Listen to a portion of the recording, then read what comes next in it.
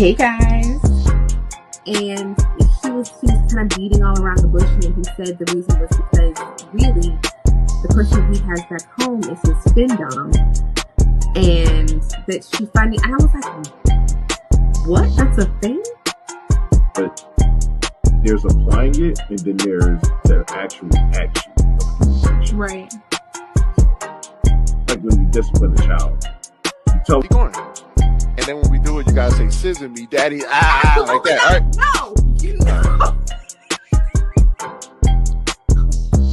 This is Different. not the fucking thing to do. Like, They think that's normal.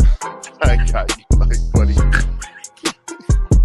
I can't help her. Minutes later, I see a pizza slide under my door.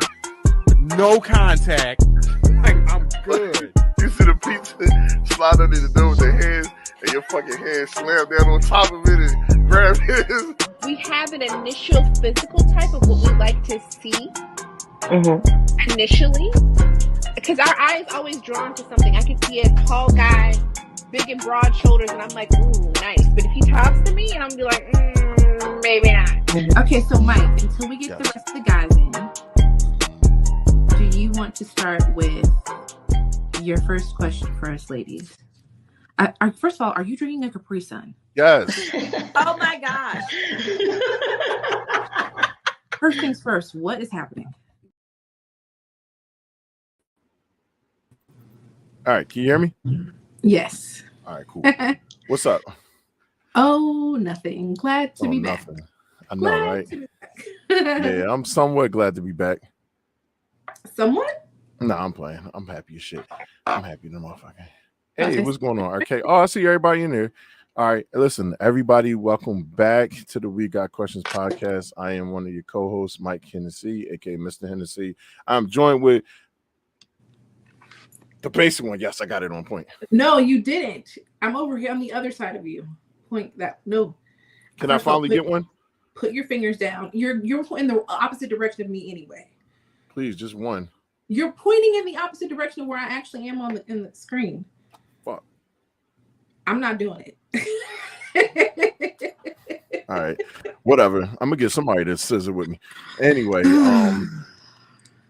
well, like I said, once again, welcome to the We Got Questions podcast. I'm excited to be back. It's been too long Right. stroke long Right. as months. We took a season break. Well, that was like our this is like what season, we'll just say this is season 2 of We Got Questions podcast. We got a season 2. This is season 2. Listen, and the good part about it is that people have been excited and hyped and they wanted to see this, and that's the part. People have been wanting to see us and get back to this. And I like the fact that people have been inquiring and asking, like, where the fuck are y'all? That's the part. When you was looking for me, I wasn't here, but now I'm back. Welcome, Chief. Oh, we got Chief in the building? Oh, shit. We got a young Chief. What's up, Chief? Not young. How are Chief. you? No, he's not like that. Sounds like a Chief. rapper. But once again, like I said, welcome in. Today we are talking about, which will be basics. I'm just going to be here just to do this beginning part, but for the most part, the ladies are going to be doing all the talking. We are talking about women's mental health awareness. Basically, you can kind of go into describing how this is going to look. First of all, hi everybody. I've missed y'all. I hope y'all missed us too. My bad. These next few episodes are big ones for us. We are doing a mental health series, and this first one is going to be women's mental health. Our second part will be next week, Monday at 7 p.m. and we'll do a men's mental health awareness episode where we'll have a panel of men who'll be up here doing the same thing, only specific to men. We want to talk about all the things though, and we did feel like it's a big enough issue that we want to separate it, because men and women, while I'm sure the lines do lap over things that we tend to deal with, there are a lot of things that are very specific to women and men that we each individually experience, and so we just wanted to talk about it. hear different stories, hopefully create better understanding and community. And I'm excited. Like, I think it should be a good show. I'm excited to hear what everybody has to say. Yeah, I'm excited for that part too. I'm excited just to be here and listen to these women talk about their stuff, because guess what? It ain't no way in hell I wasn't going to be on this episode. I ain't been here in a minute. I'm all excited and shit, jittery. You know what I mean? Like, I feel like I had coffee. I ain't drink shit. Really? Yeah, interesting. You know what I'm about to drink? This ice cold ass water presented by Purified, great value. It's going to taste amazing going down my throat. Okay. Pause. All right. Right. Yes. What's a husky pause? Yo, Big Smooth, what's going on? Everybody on the TikTok side? This is an adult drink. It's not Kool-Aid. Word? Prove it. No, I'm playing. You good. I can prove it. I can prove it. My eyes will prove it. In about 30 minutes, my eyes will prove it for us. Wait, what? What's happening?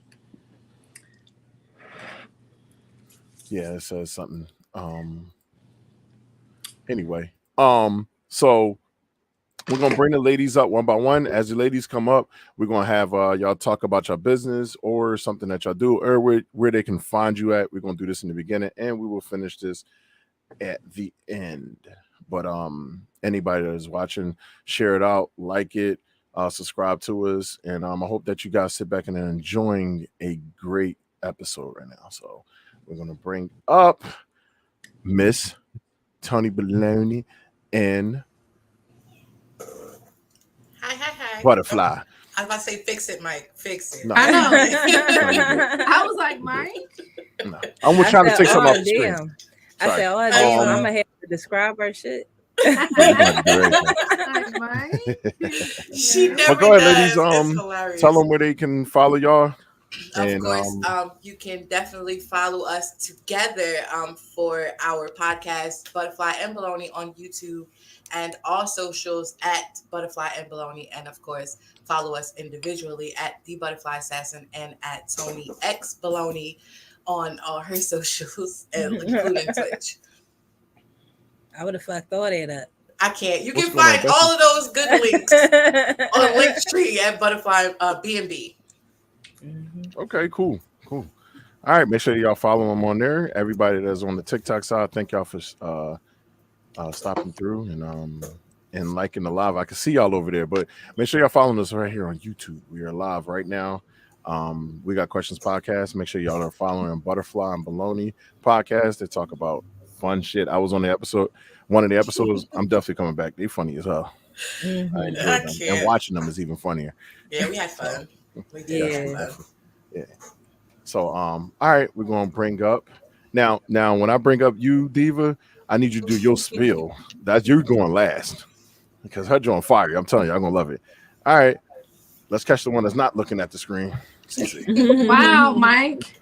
I was trying to help me catch it. Mike. Mental health awareness night.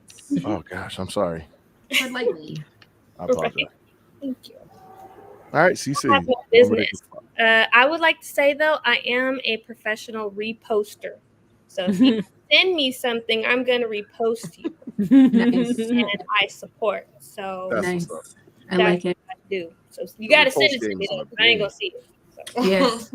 don't have to work. Okay. Thanks. Okay. All right. So the professional reposted, and now we have a person that I had a live with her and my friend Cynthia, Blue Rain, actually Cynthia Coleman. So I had a live with her, and I met this lady, and she does books, and I'm like, I got to read these books. I don't even read books like that. I'm gonna read this shit. Yeah. Oh, here we go, Miss R.K. Kenton. Renton? hello. Renton? Wait, You're on mute. Hold on. I got you. Okay, blessings, everyone. Good evening. Hi. Good evening. I should say hello from Nebraska. From Nebraska. Yes, from the Port Hotel. Oh, what happened to my live? Hold on.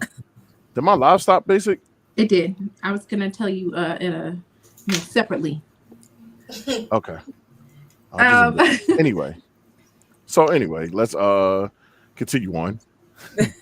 All right, so let's talk about your business and your books and stuff like that. Me? No, I thought I was grandson like that. Me? Gosh, yes. I'm author Arthur Renton. I reside here in Nebraska. I started writing a couple years ago just to kind of deal with the depression of losing my nephew. He was tragically taken from us in 2014. So I was trying to figure out what to do with my life. And so I started writing. Well, I was reading, and then I was like, oh, well, I got a whole bunch of stories and my imagination can go left. So let's go left. And so I started, when Gun Ho started and I dropped 2 books and I was like, okay, I'm great. And that's all I wanted. And then it took on a life of its own. So I'm currently now working on 7 and 8 in the series to close the series out. Wow. And it's cost me a lot to sit in this office in the dark just working on this. But it is an interracial build. It doesn't start off that way. My other light went off. It doesn't start off that way. And so the story basically is about Kia, and she has to decide who she's going to stay in relationship with a guy that she used to love, a friend that she falls in love with, and then a handsome stranger. So she's trying to manage her love lives along with building a business and being a friend and, what's good for her. And so when stuff starts to go south, she has to decide, does she stay or does she go? And because I'm dramatic to a default, I decided to leave it on the cliffhanger. And so then that's where book 2 comes in. Nice. Definitely. That's awesome. Yeah, well, we're going to see. That's what I'm saying. I want to check this out and get into it. And we're gonna see, because you may be like my husband, sitting on the cliffhanger trying to figure out what comes next. Hey, that's fine with me. I'm down with the cliffhangers. I'm down with that. All right. I was reading somebody else's podcast. All right. So bringing on the last person, Miss D. We call her CRV Diva on TikTok, but she has her actual name here today. So turn your camera to the side. I'm sorry. We're gonna see if it's gonna cooperate. There you go. Bam. There we go. Woo-hoo. I look tall. Good You look tall sitting down. Nice. I look tall. All right.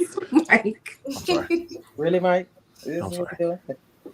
Hey, y'all. My name is Cynthia, and I have a podcast called Sports Sense, where I get to the heart and soul of your competitive spirit by exploring the passion behind your connection to sports. Also, on Wednesday nights, 7:27 p.m. Eastern, I host my show, Big Up Your Biz, on CRV Diva, on TikTok, Sports Sense on Instagram, and CRV Diva on Facebook. This is where businesses get a chance to come in and talk about themselves. You never know what might happen, who you may meet. You may get customers, new clients, business partners, the business you want to patronize. So make sure you tune in to 7:27 p.m. Eastern every Wednesday. And talk about your business. And also, check out my podcast, Sports Sense, here on YouTube. New episode dropping this week. Hey, here we go. That's what I'm talking about. See, that's why I got her to do it. I ain't doing that. No, I remember Mike telling us about you. Mm-hmm. Yay! Make sure you come on in. That'd be dope. If you get both of them at the same time, that shit gonna be hilarious. I'm always ready. All right, ladies, it's time to get into the meat into it. Like, obviously know why we here. I'm asking questions, but Basic has question too. We're going to spend about 5 minutes each person. I'll just pick a person, and y'all go ahead and talk about their questions, and give y'all answers, and then we try to move on to the next person. I'm hearing myself. Not that you guys have to. You guys don't have to. Don't feel pressure to talk for 5 minutes if you don't have 5 minutes. No. It's not that. I'm just saying we're gonna try to get about 5 minutes. Don't prepare. You don't have to think about preparing a speech, but No, you don't. We just try to get everybody a chance to speak, because I know people got things to do after this, and there's sleep that gotta happen. There's food. weed. Who needs sleep? Cats, dogs. What's that? You know, it's a lot of stuff that got to go down. So yeah. But all right. So, would you want to go first, or you want me to go? I'll kick it off. And then, yeah. Right. So first of all, for everybody who's here, if you guys haven't already given us a shout out or said hello, please let us know that you're here and say hi. Also, make sure that you share us out, and if you haven't already subscribed, please subscribe and give us a heart, to let us know that you like the show. Share and tell a friend, because I'm sure there's plenty of us who've gone through a lot of the same things, and we like to hear about shared experiences, everyone's experiences. It's all a part of like the growing and learning process here. So ladies, Mike has some good questions for us. A lot of my things, and please feel free, like if you guys have questions yourself, like don't think we just have to follow mine and Mike's questions. We just have some things that we of course want to talk about, but I'm sure that as time goes, we'll be talking, and different things and situations might pop up, and feel free. Same for everybody who's in the comments as well. If you have questions, please, this is We Got Questions. Please feel free to ask them. I might not answer. Okay. Go ahead. Before we start, I just want to say I definitely missed you guys, and I was really, I was one of the people that was looking for y'all every Monday, like, hey, what's up, what's going on? So I am happy to be back here with y'all. Thank you so much. We're happy. We're actually really happy to be back. Like me and Mike talk like every so often, be like, when are we doing this? Like, when are we coming? When are we coming? It was a debate. It was a debate. We didn't know what was going on. Becky. She made it. I know that we all probably have different journeys in when we became like more aware of our mental health. I'm just curious, like for each of you, has your mental health and how you take care of your mental health and the awareness and how you take care of yourself, has that always been like something that you've done all of your life, or did it come like later when you really started to realize that it was important and you had to take more care of yourself and really be aware of what was going on with you? Who's going to answer this? Let's go ahead with RK. We're going to start with you. Now, RK, I have a habit of putting you on the Summer Jam screen. You're going to learn what this is real quick. Go ahead. Look, there's you. Possible. Wow! All truly white. Mm-hmm. Did I put? No, I didn't. I knew I needed to put it on the radar when I lost my nephew, because I could immediately feel what I knew as my foundation starting to slip. And I'm usually a really solid person. Like, I'm like, nothing's going to shake me. And it was the following day, I was like, oh, I'm about to lose my, I'm not going to cuss. I'm about to lose my bat over here. Right. Yeah. And so I followed up with a therapist, and they were like, this is normal and you're going to be fine. And here it is, we're coming up on almost 10 years, and I still don't feel like I have a grasp of what happened to my life. And then I kind of rolled into menopause at the same, around the same time as well. And unfortunately, the most we know about menopause is grandmas and mamas were moons, right? And it was never explained that you do feel like you're losing it. And it's you, but it's not you. It's a part of life. It sucks. And even though you can have a therapist and you're on hormone replacement therapy and you have a great support system, you can still feel like, just put me in a padded cell. Right.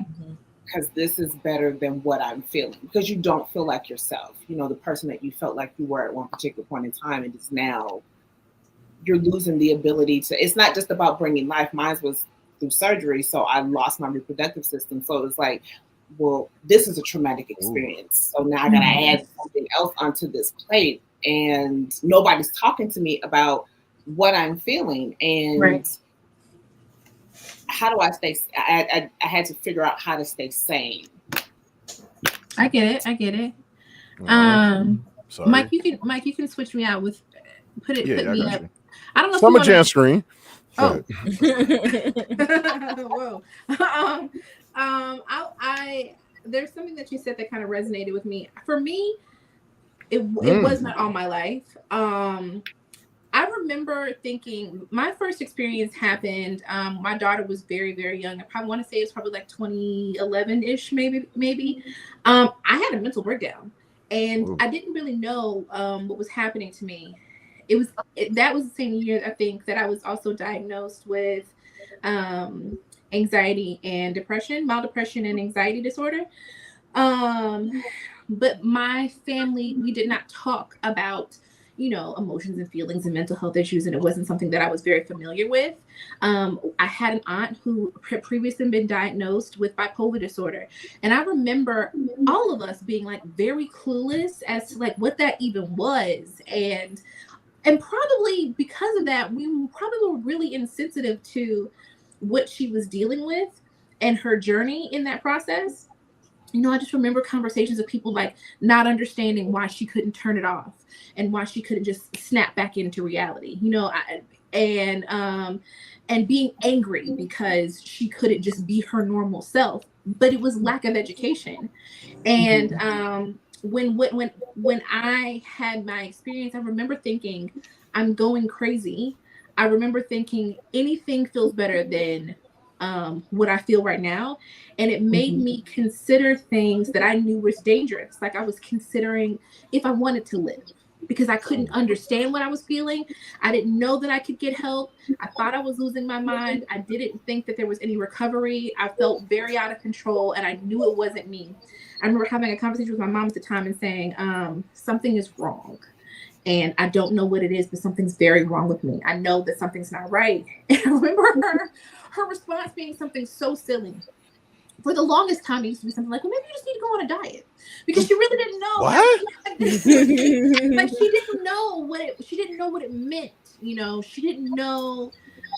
She didn't understand that it was something chemically here. But that's when I really started on my journey and decided to really be conscious of it, and also to educate my daughter, because I never wanted her to be in the same the same shoes I was in when it happened to me. I also wanted her to understand her moods. I wanted her to understand how to handle things when it happened, and healthy ways to handle, different things. And, that, even though medication was a route that I took, it didn't have to be the first route she took. We really wanted to be fully educated and explore everything. But it wasn't until, my 30s, until I really had any clue about being educated about like my mental health and what that meant for me and what it can mean for other people. I'll go. Okay. Go ahead. For me, it was basically somewhat of the same way with basic. It wasn't something that I've thought about, or it wasn't something that I've taken care of growing up. It was definitely something that I thought more and was more conscious of as I became a mother. I was blessed to have two moms, my birth mom, and I was also adopted when I was a teenager. And I love both my moms to death, don't get me wrong, but my biological mother coped with her emotions and her mental health with drugs. And my adoptive mom kind of was more sheltered off from her emotions, where she kind of just like shut them off. And when I became a mom, I knew I didn't want to do either or when it came to my kids, because they both just seemed like very unhealthy, pathways for me. But I definitely trying to not, like lack of a better term, fuck up my kids. I kind of developed anxiety like crazy. And it got to the point where like any little mishap with my kids, whether they got sick and I had to go to the hospital like with them, and or doctor visits, they all started causing me extreme anxiety. Someone has feedback. Is that me? I don't know. I don't hear it. Yeah. Mm-hmm. You can go ahead. But it was definitely when I started when my anxiety attacks became a frequent thing, where the littlest things of a thunderstorm happening and my mind immediately going to worst case scenario of losing power and just being stuck in the house by myself with the kids, and that's when I realized, like, okay, no one else is thinking this drastic just straight off bat.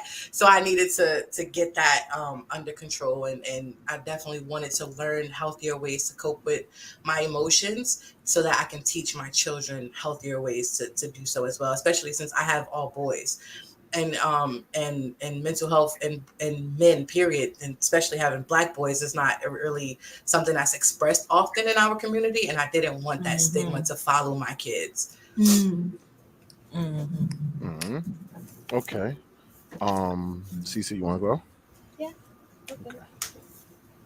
Okay. So like everybody else, really early on, no, my childhood definitely didn't have the support or anything. No one took care of themselves. It was everybody was taking care of everybody. I come from such a big family. I think even when I had my first son, I was 20 years old. I still had so many people to lean on, and it was still just like a go, go, go. You could not sit and relax. It wasn't until my second son, who's now only 4 years old, so he was born during COVID, that at that point I'm in charge of a household. There was no support because I couldn't see anybody. So I had no one to lean on. And so that's when, just like Basic said, I had my like breakdown of stuff. And then looking back at other things, I'm like, that's something no one ever did. From my grandmother to my great grandmother being in my life until I was almost 18 years old, like just seeing those women, they never had any time for themselves. It was always taking care of children and taking care of the men, and just what was mental health? What was therapy? The only person that came to, kind of let me know, hey, there are some other options. You need to take care of yourself was my sister. But she had already, after college, moved away from home. And that's when she started going through her issues and sought out therapy. And so then it was like, get therapy, get therapy, get therapy. She's telling everybody, my mom, my brothers, everyone. It was like, no, this stigma behind it is not true. We need help. And only those that were really open to it, like myself, got into it and got the help that I needed. But I could tell you, my family line, no, from both sides, both my parents, therapy is not something you do. You don't talk about your emotions. You hold it in. You push forward. You don't get to have a breakdown. And that's simply just not true. And my dad also, he actually ended up going to family therapy with me. And that really I saw him in a different light because I didn't grow up with him in my life. And there were things that came out that I'm like, oh, that's why you are the way you are. And now I have the capacity to deal with him when I need to. But before that, my whole life, up until when I had my son, like 35, no, that was not a thought at all. So I'm grateful that I was able to do it now and see, like, I need help. I want help. I cannot do it alone. And the support that I want to have is the support of also me having a voice and me still being able to say, I need help this way, not the way that you think I need to have it. Right. And that's more important for me now to realize actually on that end. So. Damn. Okay. So I'm going to put it on the screen real quick because I love what everybody's saying, but do you have new people possibly coming in? Welcome to the We Got Questions podcast. We are doing a Women's Mental Health Awareness Day.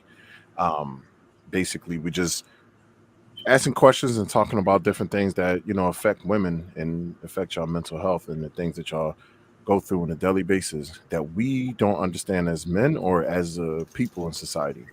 You got to think we're in a presidential debate right now where you literally are fighting for women's rights on one side. And another side, you possibly fighting against a war because it's something happening in other places that obviously is going on. So you got to be tuned in to know. But I do appreciate everybody for coming up here and sitting here and telling their story. We got more people, but I just want to throw that in there real quick. So I hope that y'all are enjoying it and it isn't making you guys too triggered or bothered. I'm checking in with you. As the only man in here, I'm going to check in with y'all. Make sure y'all good. How you doing, Rashonda? How you doing? Hey, Shonda. So, All right, getting back to the Summer Jam screen. Tony, you up? Let's go get them playing. I'm answering the same question, right? Yes. No, it's pretty much like the other ladies, you know. Growing up, I didn't see a point in that type of thing. Like Nan said, you know, I feel like in the Black community, when it comes to mental health and everything, it's not like really like brought up or really talked about enough. You know what I'm saying? And I feel like, you know, my epiphany when I realized I really needed help came just like how Basic said hers, how she was sitting there saying, "What's wrong with me? What's wrong with something wrong with me?"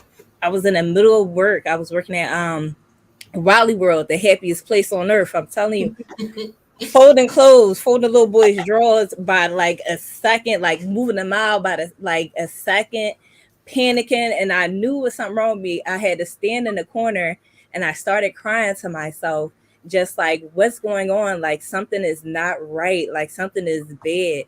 And I do think that I feel like having the tools to recognize that type of stuff is somewhat of a privilege. You know what I'm saying?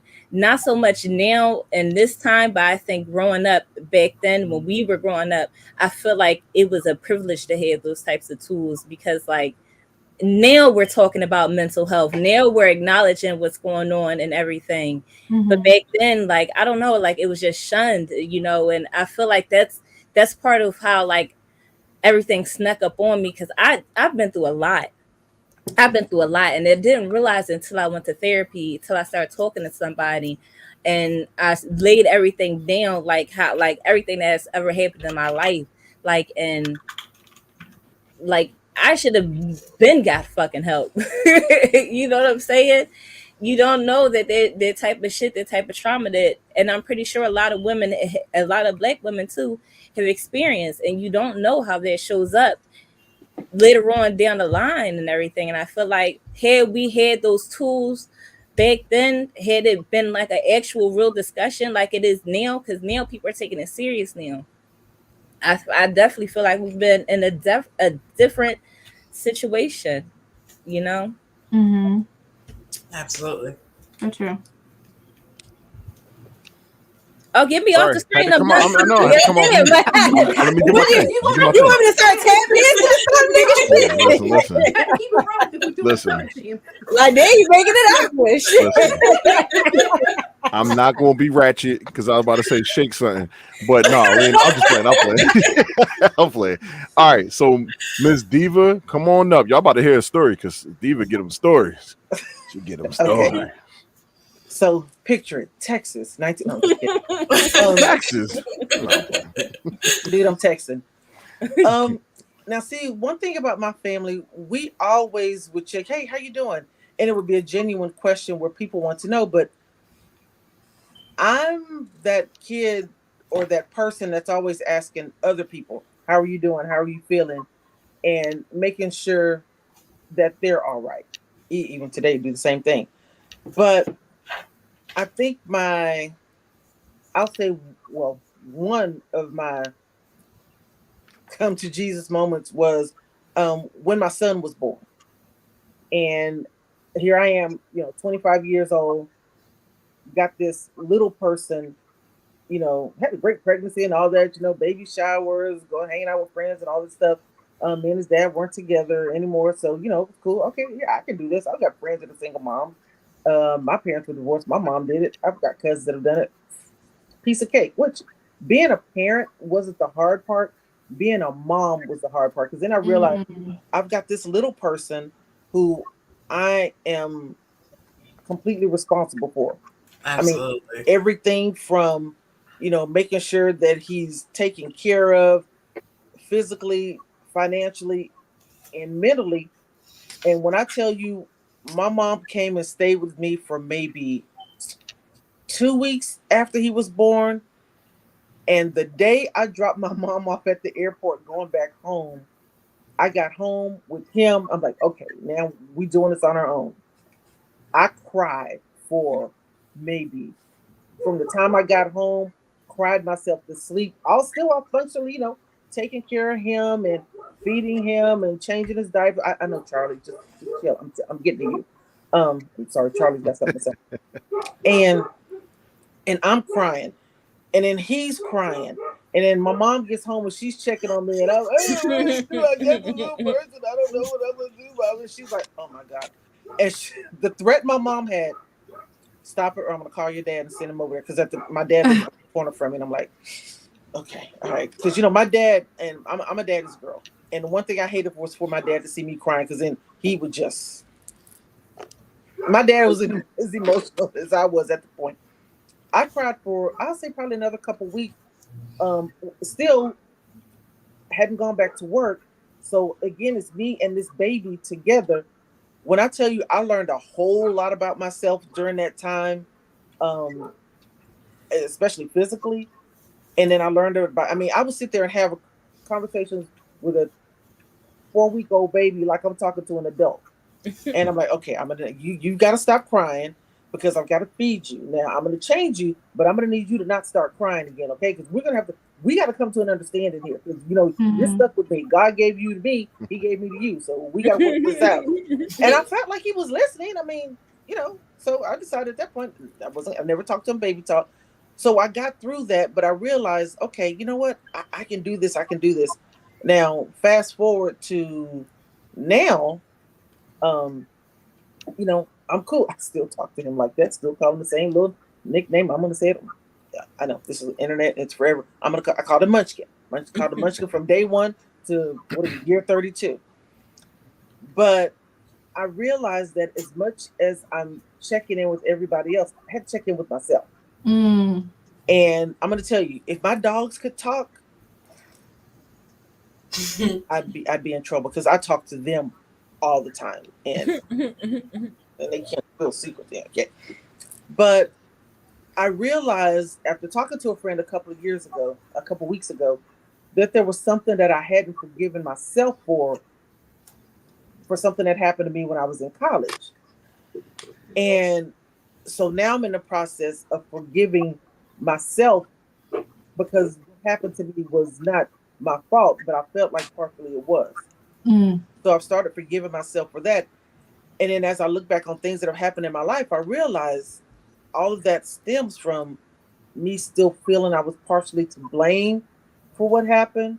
So I've slowly started to, go through the filing cabinet in my head. Because I'm one of those people, I can remember time, places, and events exactly as they happened with total recall, which I don't know if that's a good or a bad thing. But now I'm in the process of starting to forgive myself and have finally decided, well, I don't know if they finally, but have decided I do need therapy to continue to work through that. Because as much as, they say you can't pour from an empty cup. As much as I know that I love helping other people, making sure other people are okay. Now, I'm always in a good mood. I very rarely have bad moods or, if I get sad about something, I don't stay there. I get out. I can perk myself up or find something to do that makes me happy, whether it's crafting or sports. But I still know that I need to have someone else, a professional, to sift through a lot of things with. And I'm working on that now. Mind you, I'm that person. I'm looking for a therapist. I've got it. It took me, about 2 weeks to narrow it down to the 2 people I've narrowed it down to. It may take me another week to decide between those 2 because whoever I get, I ain't doing it but once. You get one shot. And if I don't like you, it's going to take me a whole nother month to go through all these people over again and find somebody else. But I know I need it. As much as I can talk to friends and everything, your friends are going to be a little biased towards you. And that's not all. Well, some of them will. There's going to be some that'll be like, no, shut up. You do it this way. But I need someone who's not personally connected to me to help me get through things that I need to get through. Now, mind you, I'm saying it now as far as I know. I'm going to always be happy, smiling, joke, making sure that everybody's okay. But I also realize now I have to make sure that I'm okay. So I may have a day where I'm not going to say you won't hear from me. It'll be, hey, how you doing? I'm here. Yeah, I'm still breathing. The dogs haven't taken me out. As many dirty looks as Cherok's giving me today, she's still letting me exist in my house. I'm good. and do what I have to do, and then get back into it, because I am a health nurturer at heart. I want to make sure everybody's fine, everybody's okay, everybody's happy. Y'all good? All right, then I can good. So I have been convinced to even take a vacation for probably the first time in 40 years, maybe. Yeah. So that was me this year. I'm gonna do that. Yeah. That's what I'm talking about. Good stuff, Diva. I'm proud of you. As what Becky wrote in the comments, she is proud of you. I think everybody is a collective, and just hearing these stories, I think we are. As the only man that's sitting up on here, if there's other men that's watching, I would think that we love what we're hearing, because I feel like this is we don't need to just learn, we need to apply. We really, really do. I'm all about applying these things. Like, I make mistakes just like everybody else do, and all I want to do is just listen. I don't want to talk. I don't want to do nothing. I just want to hear what y'all got going on, and the shit that y'all deal with, because this shit is real out here, especially when you're an adult. As much as I love being an adult, I don't like this shit. It's ghetto. Life be whooping my ass. It's regular shit. You get your ass whooped by something you can't see. Motherfucker out here stealing the shit out of me. Bang! What the fuck was that? Life is ghetto. I don't like it. Just wake up and just get punched. The bills suck, but being able to lay in your bed whenever the fuck you want to is a blessing. No, but I can't though, because I need to lay in my bed whenever I want to. Even though my day is off, these little people is at my door talking about some mommy when it's breakfast at 5:30. Like, they just open their eyes. Well, you gotta make sure he ain't got no blood on him next time. This is an insider, y'all. The kid came to the door, he was bleeding with no blood. Bleeding with no blood. But we're gonna check these comments real quick. Becky has been very, very active in the comments. She is my star commenter of the day. She lighting this thing up. So Forward Vibration said, you deserve the support to navigate through your experiences, work your process, and keep trusting yourself. Love you. It's a beautiful thing. You're welcome. That's my girl. Beautiful to hear. Yes. The Amazingly Dope podcast. Becky says adulthood is the roughest hood ever. Yeah, because you're in the hood. Big ghetto. Right. Before Vibration said apply, so the reality doesn't seem like a lie. Right.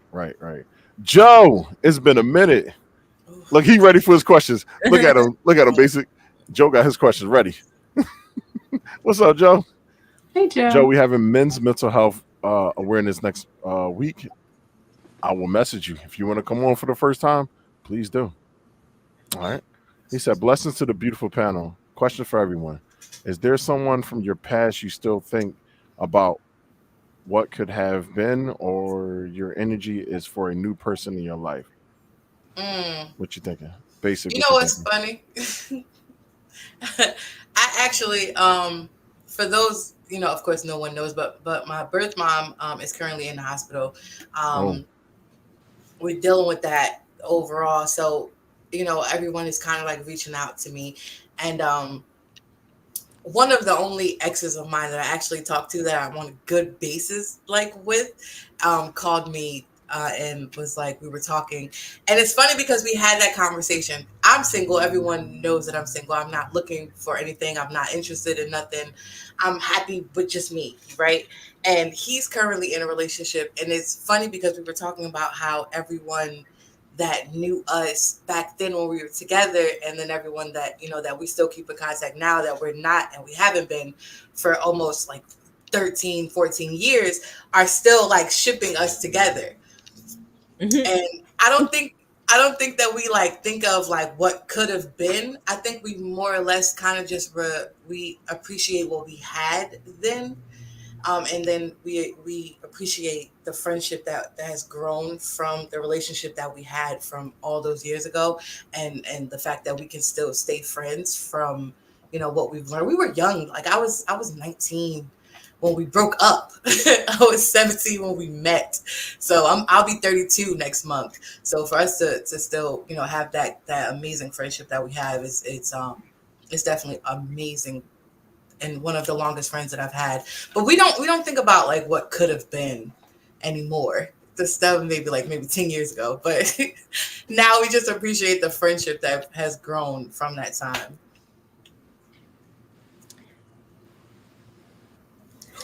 We're done? I'm sorry. For me, at this point in my life, no. Oh. Quick answer, absolutely not. Straight to the answer. Yeah. Nope, I believe that everything works together for my good. Go ahead, you can go. I'm with basic. No. I can't have no past hoes fucking up my future hoes. Absolutely not. Get behind me, sit in the dark cloud. Get it from around my door frame. I don't want it. Yeah. I can't think of anybody from, you mean as far as somebody that I think I missed out on in my past? Yeah, like you're just wondering if what could have been if it would have been if you guys would have stayed together. I mean, I wouldn't, I'd probably be in the pen. No. Because what? Nothing. You ain't tell these people. Only certain people in here. Well, Cece knows and Becky knows how you just got the shovel and what else? Duct tape. Duct tape. Yeah. Lord. Right here. Bought a whole new roll of red too. But anyway, no, there are. At one point, there was a person that I thought maybe I missed out on, but so I did. What I will do. I Google searched and I looked like, dodge that bullet. So no, good. Yeah, I'm good. Yeah, yeah. Is everybody else a resounding no? I'm pretty sure it's like no. Damn. I've been with my husband since I was 18, so yeah, no. Who am I holding space for? I've been with my husband since I was 18, so who am I holding space for? Right. I can't be holding space for my two older children's fathers. They didn't matter. They mattered enough to make me people. That was about it. Who am I holding space for? And if I'm holding space for somebody else, then I'm cheating my husband of what we can grow into. So no, I'm good. Right. Yeah. Right. I just wanted to say, I'm sorry, did anybody not get to answer that? Everybody answered. Okay. I just wanted to say, and you don't have to put me up, Mike, because I'm sure all the I'm not going to do the Summer Jam screen again. No, I'm just saying this doesn't have to be like what I was about to say. It doesn't have to have like a long response to. I was just wondering how you ladies feel about this. There were so many things from our last question that struck a nerve in me as you guys were talking, because I feel I seen it. Sure, as we're all listening, we all be like, yep, that's it. I felt like that. But I feel like we all, of course, have a genuine, we all generally feel like we didn't necessarily or may not necessarily have been given the tools to even understand what mental health was to us. But I wonder if any of y'all feel like this, because I feel like this. I still, to this point, have a tough time, even though I'm very into my mental health. I'll talk about it. I'm not shy about it. I'll talk about it with other people. I still sometimes struggle with it in terms of feeling like at my lowest point. Sometimes I still feel like it's a weakness, and I think it stems from we grew up watching our mothers who didn't talk about their struggles, who didn't talk about themselves being depressed, feeling and watching them and thinking that they can do it all. And sometimes we carry that guilt of why can't I do it all? Because we every day. We watched them for they didn't say a thing. They could have been going through the worst stuff and feelings, and they didn't ever say a thing about it. It probably was very hard, but they bottled that stuff up. And because of that, I think, and especially initially for me when I first started struggling, I was like, I don't understand, why can't I just push through? Why am I so worried and scared and I can't handle it? My mom didn't complain about nothing. You know what I mean? I don't do y'all feel like watching your mother, the thumbs up, do y'all feel like watching your mothers, that was a struggle for you too? Because you're if she could, it makes you feel like maybe I'm failing a little bit. That was the first thing for me. It was the first thing for me with, my grandmother raised me because of the issues that my biological mom had, and even my adopted mom. Either or, like you said, they every day power through, and nothing was ever wrong, and everything was always so controlled when they came to showing it to me, and it was one of the first things as a mother for me when I felt everything that I was feeling every day made me think, oh my God, what the hell am I doing wrong that I can't get this together? What the hell is wrong with me? But it's also one of the first things that I realized when I went into therapy and talking about, my mom, both and my grandmother and expressing how they were. And then my therapist telling me, no, that's not how that's how you saw it, but that's not really what they were going through. And I need you to understand that they were human too, but they just didn't want it. I don't want my children to see me as Superwoman because I don't want them to ever feel like they're not allowed to be vulnerable.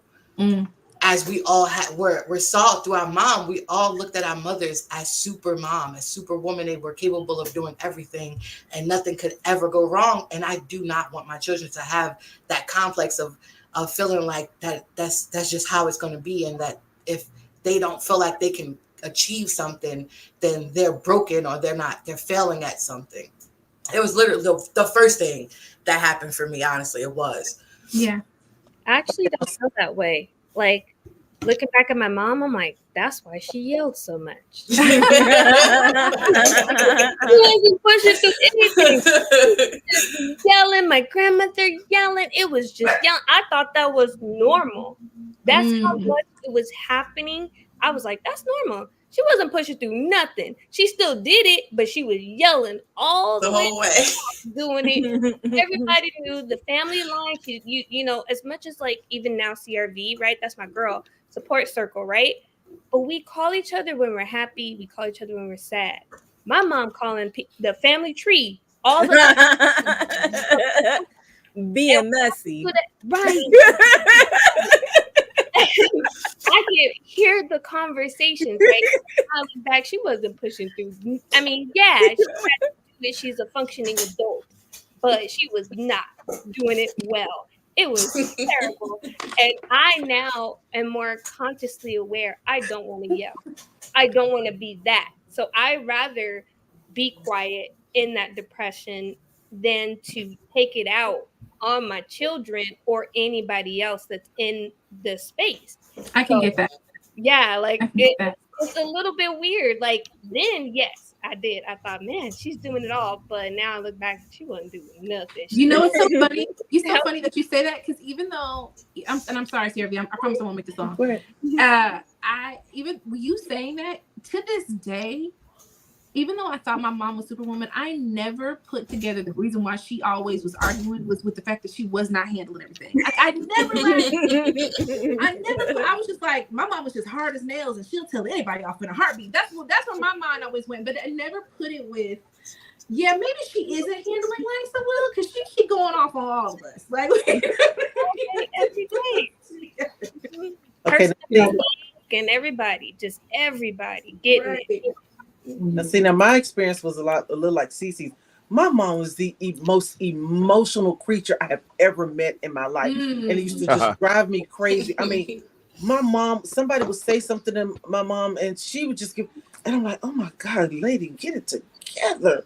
I mean, and because I'm my mom's only child, you know, a lot of times when she would be sad or she would cry, and it's not that I'm unemotional, but I'm that person. Okay, this is how you feel. Okay, well, let's just deal with it. No, not my mom. My mom didn't know what YouTube is, so I think I'm safe. But she would cry. She'd be on the phone with maybe one of my aunts and crying, and then they're crying with her. And I think wait a minute, that's why I was crying when I had my kid by myself because I wanted to make sure I didn't do that with her. Maybe that's it. It wasn't me. It was my mom. And I would just, and even in high school, and I'm gonna tell you, I was, still am, an angel in high school. I didn't get in trouble. I didn't skip school. I was in all the activities and this, that, and the other. I knew my schedule and could do all that, and then still come home and cook dinner because our rule was first person gets home cook. I'm in school. Of course, I'm the first one that gets home, so I'm cooking. Maybe I was the mom. Anyway, so. She would come home from work. She was a nurse. She'd come home and she'd just be, yeah, I had this patient, this, that, and the other. We call my mom Nurse Ratchet because I know, Charlie, I'm talking about Granny. You'll be fine. We call my mom Nurse Ratchet because my mom could come in. She could give you a shot with a needle, yank your arm off to take your blood pressure and give you a nice, how do you do, and move on. And you better be well by the time you leave her office or she's coming to your house to see you. But at home, oh my God, she's like, I just don't understand this. And she would cry. And then I can do one itty little thing wrong. You know, let's say I burned a steak. I don't think that's a big deal. We got cows in the yard. You know, you get a steak anytime. I burn a steak. I don't understand how you burn a steak. You weren't paying attention when I told you how to cook it. I'm like, oh, it's just a steak. And she would just, and I'm like, okay, lady, I'm gonna need you to pull it together, because this ain't it. First of all, yelling at me is not gonna help. So, my mom way more emotional, and I guess it skips a generation because my son is that way. And I'm like, y'all people are just, I mean, my son, when he gets upset, he will call. Now, he'll hold it in for a minute. He's a little bit of me, a little bit of my mom. He'll hold it in, and the littlest thing will set him off. And I'm looking at him like, you know what? I'm going to need y'all are wrecking me emotionally. But to this day, my mom will call. I don't know what I ever did. I'm like, oh, jeez. Okay, Mom. Okay, yeah. And then I'll call my aunt. Can you go talk to her? Because she's about to call me back in about 10 minutes, and I got stuff to do. Can you talk to her? And my aunt was like, well, you know how your mom is? Yeah, I know. Can you talk to her? But I love my mom. I really, really, really, really do love my mom. But the tears, the whining, and if it were like once in a while, then I'd be okay. But now I feel like I'm her therapist, and I'm not. I'm great at being a parent to a boy. I'm horrible at being a parent to a teenager, and that's what I call my mom. She's a senior teenager. No. But you know, I'm learning to deal with her emotions, because I'm just like, now what I've discovered, and you know what, just call me petty. We just gonna go with that. If I start to cry first, then she's Nurse Ratched all over again. So I may answer. She may answer the call and answer the phone. Hey, Cindy, how you doing? I'm fine. What's the matter? What happened? Here we go. Good. It's gonna be a short conversation. We don't get through this. Nothing. I'm just having a rough day. I'm good. How you doing? Okay, baby. Well, you know, you need me. You let me know. Okay, Mom. All right. Bye. All right. We're good. Okay, we got through that. We're good. So, yeah, and maybe that's manipulative too. I do need therapy. Yeah. Mm-hmm.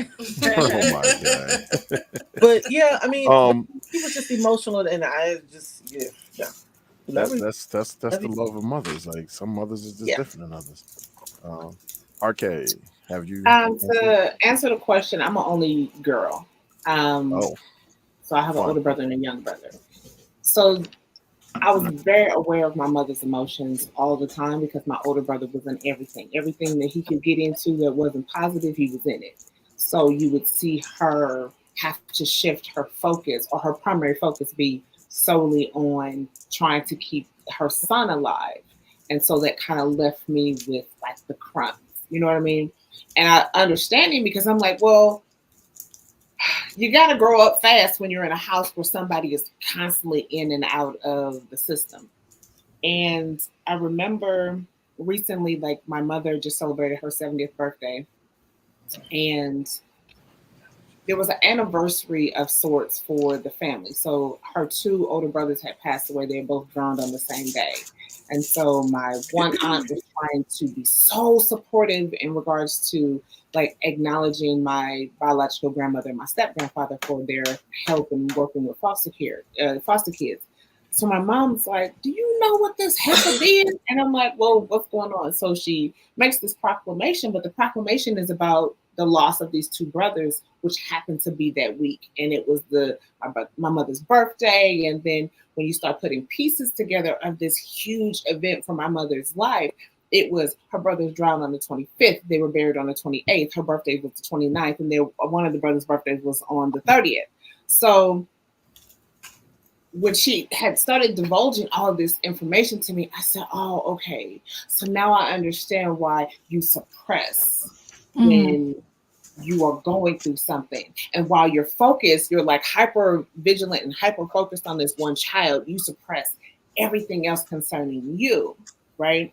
And recently, she's had lupus for like 10 years, right? So I'm like reading as much as I possibly can on lupus and autoimmune diseases. And it comes to find out that when women suppress what they're feeling, it then kicks in like this hyper.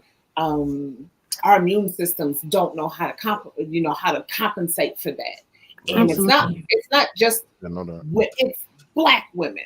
Yeah. Okay. And we are not like, oh my God, no, this is a no, this is a yes. We can do this. I can't do this. I refuse. If we don't start putting those boundaries in place, our bodies start to suffer for that. 100%. And I was like, oh, well, we're not having that here. I said what I said. I meant what I said. If you didn't hear what I said when I said it, I'm gonna repeat it for you one more time. You know what I mean? Like I had to start being very loud with what I was saying. And I remember telling my therapist this, and she said, rephrase what you're thinking about how you speak. And I said, okay, women are the loudest silent screamers in the world. We can tell everybody what we need sometimes, and they don't notice that's us screaming like, help us, help me, help see me, right? And then we start to get silent. And we don't say anything anymore because we're tired of screaming for people to pay attention to us. It's like, well, we're gonna work through that. And I have 3 girls. I have 3 girls and 2 boys, and my girls are kind of in the middle. And so I got 2 Aquariuses or 2 Pisces and 1 Aquarius, and their emotions, being a mother of girls, I wasn't ready for it because I'm like, I know me. I'm an introvert. I can kind of just chill in the cut and you don't see me, and I can process, I can self-process or self-soothe what I'm dealing with, right? But then I have one child who is so emotional, and her emotions were like, they would spill over. And I'm like, what the hell is this? Don't get it together. What is? And then I realized she needed to talk through all of what she was feeling. And sometimes it would be draining to me, but it was like therapeutic for her. Well, Mom, I'm trying to make sense of this. And I'm like, breathe. And then this. And I'm like, okay, so how do we make sense of this? So trying to balance my emotions, or then lack thereof, when you're going through menopause, and trying to then be emotional and then emotionally available to the people that I created, the husband that I'm married to, the grandchildren that I now have. There's a list. Yeah. You got grandbabies? Yeah, I have 3. I love it. First off, can we just shout out being an introverted mom with extroverted children? This is a struggle, okay? For everywhere. Listen. Oh, Jesus. Everywhere and Listen, everything. It's a lot. It's a lot. Tony, did you get a chance to answer this? No. Okay, go ahead. Well, I think, from my experience, I think from my experience, I didn't see my mother as like having like, I guess, her humanity until like, after she died. You know what I'm saying? Like growing up, like I was always silly. Like I was always joking around, always playing around and everything. And anytime she needed to get a message to me, she would like be serious, because you got to be serious with me. Like if you want to get a message, because everything fucking funny to me. And I think like a couple of weeks before she passed, she told me that she was tired. And I didn't quite get that until she passed. And then that's when a lot of things hit me, like reality. I had to grow up fast. I was only like 15. So many lessons happened that I wasn't ready for. It was a lot, and as I started to grow and I'm starting to gain things on my own, I'm trying to figure this shit out on my own. It comes to me that, she was just trying to figure shit out on her own too, Absolutely. Mm-hmm. So that was my whole experience with that, I think I learned early on. I had to grow up really fast at a young age. No, Mike, I know you have questions too. I don't want you to feel like you can't ask your questions. No, listen, this is your show. I got questions. You got questions. It matters more what you got to say. Hey, But before you go, question because Basic on fire. It's been a while. So I gotta do it just one time, Basic. Oh Jesus, I'm already scared. It ain't nothing crazy. It's just like I be wanting to say something and you already on it. She's how she looking at me like, nigga, go ahead and ask the dumb ass. You ain't asking shit. Sit your ass down and enjoy the show. This is me. Y'all know why I'm here. That's it. Nah, I'm fucking around. So I want to say this before Basic go. Are y'all okay? Are y'all good? Yeah. Y'all dialed in? Y'all I'm listen. I'm checking in with y'all. I'm making sure you're good, especially you, Tony, because you know I know. You know I know. Oh yeah, yes, you know I know. I took my lines, man. I'm cool. Hey, you know, wait, I'm about to say, Tony. I was going to ask you, did you hit something before you got on here? Hey, she's like, "Fuck that, y'all ain't getting me today." I was basic. I got my grown-up juice. Hey. Right? And CC, what the hell you got? Water? Oh my God, she's gonna be an emotional wreck. And grapes? What the fuck? I got water. Be bubbling. Listen, water is delicious. Water and grapes. Yeah, we got how long you got left? You got another hour left. Stay hydrated. You got an hour left and eating grapes. You gonna blow that bathroom down. Right, I'm playing. I don't fuck with you. I'm sorry. All right. Anyway, Basic. You may continue. At this point, I'm gonna ask these men these questions. Yeah, go ahead. Okay, ladies. Oh gosh, I have so many things. First of all, can I just say thank you to all y'all for wanting to share? Like, I feel like being able to talk about things is so cathartic, just to be able to get it up and out, because it is sometimes in our nature, I know in mine, to keep it all in. And it sometimes takes effort for me to be able to say things, you know, and to talk about it and to get it out there.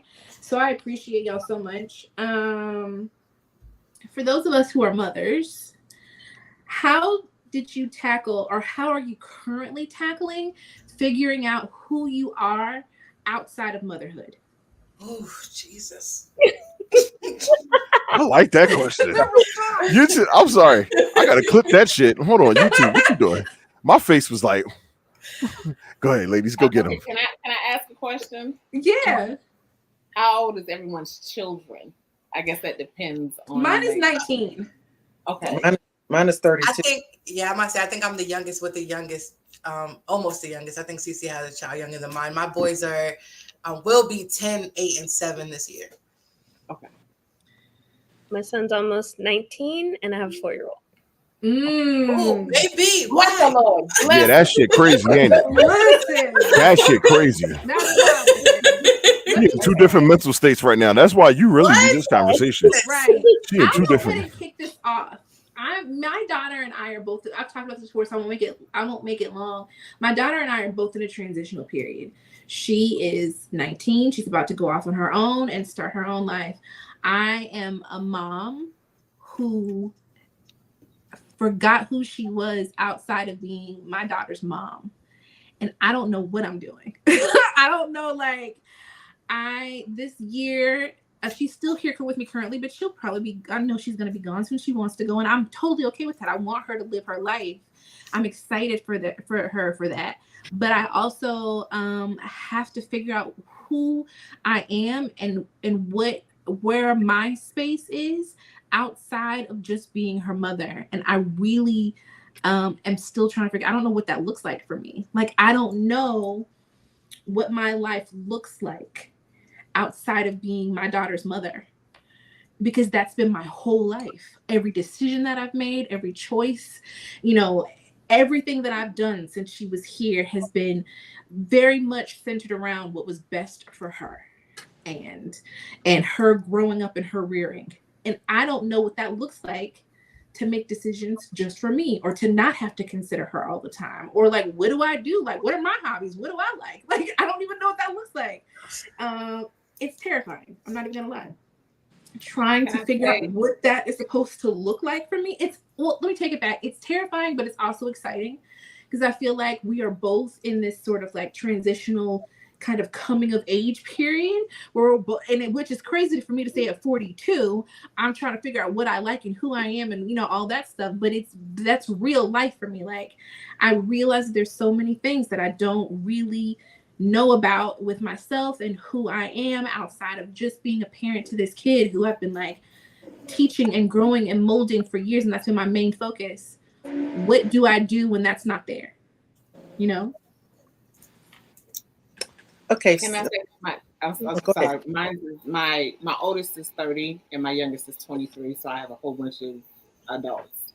Okay. The thing I learned, the thing I had to force myself to do is realize what my grandmother told me right before she passed away. You advise them, you love them, you pray for them, and you learn how to walk away.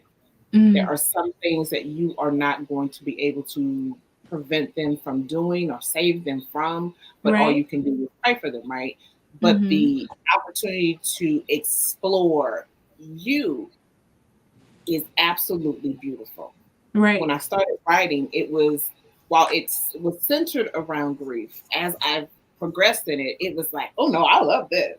When I started gardening, it was like, okay, yeah, I like this too. When I started doing other different things that I knew I liked doing when I was younger, I was like, oh, wait, you have a list.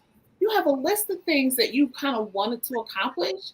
Go revisit that list and say, do we still like this? Do we not like this? What foods do we like? Do we like this kind of clothing anymore? Like, I've kind of switched to having certain clothes in my closet. Well, I don't like this material on my skin anymore. I like this kind of body. Like, it sounds so elementary that you're kind of coming into this space again, but it really is like, I get to date me. Right. I love that. I love how you put that. I get to date me. Yeah. I get to say, without the interference of my children and even my husband, you're not invited in this space. I get to experience me for the first. I mean, when I say 16, I was somebody's mama since 16. There's never been a room to be anything else but somebody's mother or wife. So now I get to date me and decide, I want this. Right. This is good for me. So while it feels unnerving, it is your invitation to be everything you want to be. Yeah. I'm kind of excited. I'm not gonna lie. I like that. She gets to date herself. Now, my approach to motherhood was completely different because, again, I didn't have my son until I was 25. But instead of completely readjusting my life to accommodate him, I had him fit into my life as it was. So, like I said, I was 25 when he was born, and I've always liked sports. Okay, well, first event I took him to was WWE meeting Lex Luthor. Lex Luger. That sounds pretty cool. You took him to see Lex Luger? Oh yeah, my son. Yeah, I have a picture of my son and his godmother and me at a wrestling match, and I think he was probably about 8 months old, maybe I'm here. And so he fit. Because as far as because I kept doing the things I wanted to do, so he would fit into. I would have like sports. I worked at a community college in the athletics department, and I was also the mascot. So I took him to the games with me, and he'd be sitting in the stands while I'm out on the field. Plus there was lots of staff who knew my son, so he could go around on campus. He may end up in the music department's office, with them. I'm not a big traveler. I drive anywhere I go. I love to drive. So I'm like, well, let's get on the road. Put him in his car seat, and we get on the road and go. So he is. Now every decision I made with him in mind, but I didn't change the things I was always doing because I had him. I had him fit into what I was already doing. I loved baking, and so when I wanted to make the things that I can't say, or Cece's gonna make me do squats. Go ahead, Jimmy. Oh no! You're not gonna give me. It's just 10. Yeah, right. So I taught him how to bake. So we would be making a crust for a certain thing that we both would like to eat, and he'd buy the ingredients and he'd mix it up with me, and we'd make that. Now, my son is an excellent cook because I love to cook. I would make lasagna. I'd have him do this and do that. So he fit into the stuff. I love doing crafts. I would sit him down with his little paintbrushes and whatever while I'm over here making a blanket or something. So I fit him into my life that way. Even now, he's got a wide variety of things that he knows how to do because there were things that I knew how to do. And then he picked them up. But then, so he would play sports. My son ain't the best athlete in the world, but he did it because it was part of the team, because, we could talk about it. He plays soccer. I'm out there cheering. I'm the crazy mom ready to yank a kid by the neck for, tackling my son playing football. I didn't.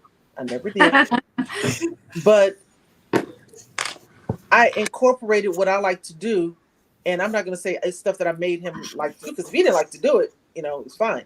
Now, every summer, I would send him to my mom's he'd be gone for, let's say, like, till school was out, from the time school was out is May, until school started in August. So I had 2.5 months where it was just me, hanging out, doing whatever I want to do. Even many days where I just, stay in the bed all day because I didn't have to do anything. And so then by the time he got back, we were ready to go again for the next 10 months. So, yeah, I had him fit into my life. Even when I moved to Georgia and it was just me and him, I